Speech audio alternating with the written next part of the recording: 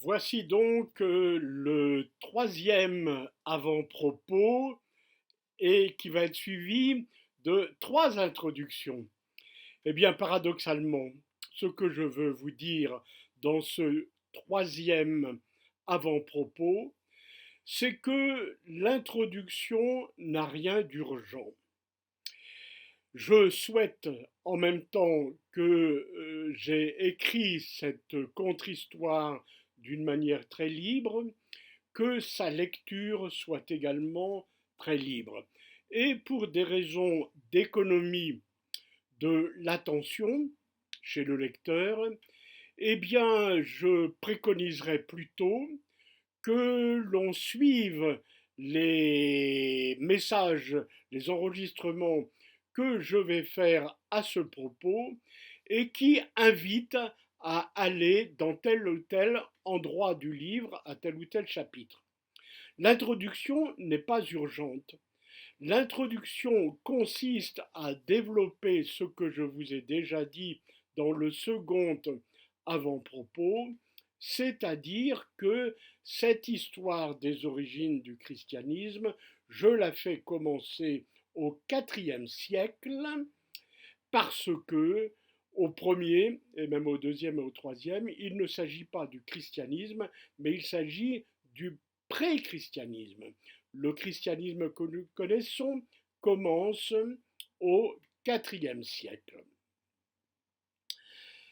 Alors, vous pourriez aussi bien commencer par le premier chapitre, il y en a 12, et une conclusion.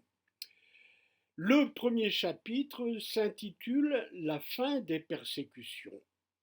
Alors celui-là aussi, également paradoxalement, on pourrait pratiquement en faire l'économie.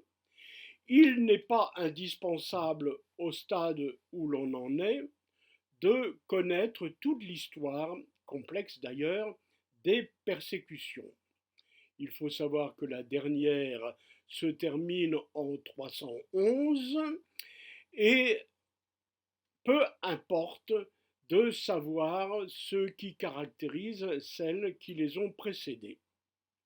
Donc même ce chapitre 1, il n'est pas nécessaire a priori de le lire en détail. En revanche, ce que je voudrais, et je voudrais que cela rentre bien dans les têtes, c'est que l'on retienne deux dates.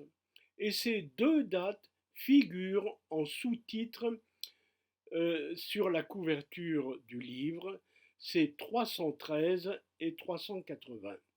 Pourquoi 313 ? Pourquoi 380 ? Eh bien, c'est ce que je vais dire dans un prochain enregistrement.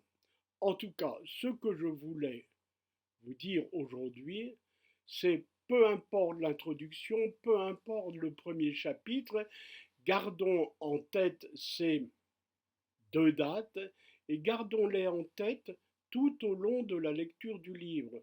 Que se passe-t-il en 313 ? Que se passe-t-il en 380 ? Et comment on passe de 313 à 380 ?